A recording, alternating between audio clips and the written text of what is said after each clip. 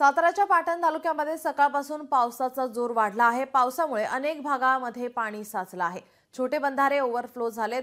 कोयना धरणाची पाणी पातळी सुद्धा वाढलेली आता पाहायला मिळते। पावसामुळे अनेक भागात पाणी साचलंय। छोटे बंधारे ओव्हरफ्लो झाल्याची माहिती। साताऱ्याच्या पाटण तालुक्यात सकाळपासून पावसाचा जोर वाढला आहे।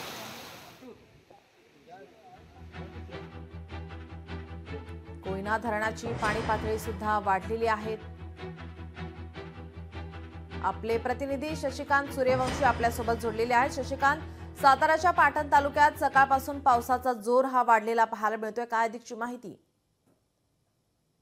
पाटण तालुक्यातील जो पश्चिम घाट परिसर आहे, या परिसरामध्ये पावसाचा जोर आहे तो कालपासून वाढलेला पाहायला मिळालेला आहे। जर आपण पाहिलं तर रात्री काहीची पावसाने विश्रांती घेतलेली होती, मात्र सकाळपासून पावसानं जोर जो आहे तो वाढला गेल्यामुळं कोयना धरणात पाणी पातळी 2 TMC ने वाढ झालेली पाहायला मिळते। त्याचबरोबर रस्ते मात्र जलमय झाल्याचे चित्र पाहायला मिळालं।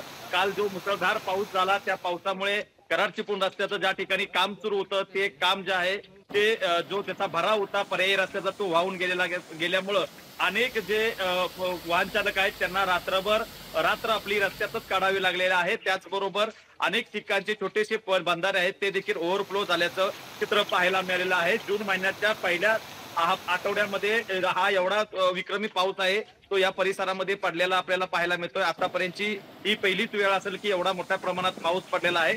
त्यामुळं या तिथला शेतकरी आहे तो काहीसा सुकावला गेल्याचं चित्र पाहायला मिळालेलं आहे। शेतीच्या कामांना जोर आता आलेला आहे। आता जो पाऊस सुरू आहे त्यावरती भात पेरणीचं काम जे आहे त्याचा सुरू झालेलं आहे। तर पावसाची संततधार अशीच सुरू राहिली तर मात्र जनजीवन काहीसं विस्कळीत होऊ शकतं। कोयना नदी असेल, कोयना नदीला मिळणाऱ्या उपनद्या असतील त्या देखील आता तुडुंब भरून वाहताना एकंदरीत पाहायला मिळतंय। अनेक ठिकाणी साखव पूल आहेत ते पाण्याखाली गेल्यामुळं अनेक गावांचा संपर्क तुटलेला आहे। त्याचबरोबर ज्या ठिकाणी धोकादायक पूल आहेत ते प्रशासनानं बंद केल्यामुळं त्या ठिकाणची वाहतूक जी आहे ती आता पर्यायी मार्गाने वळवण्यात आलेल्या आहे।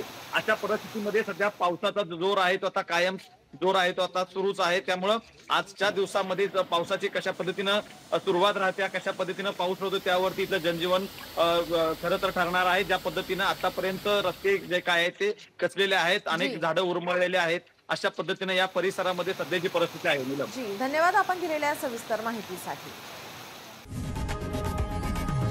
लोकशाही मराठी ऐका, पहा, जागरूक रहा।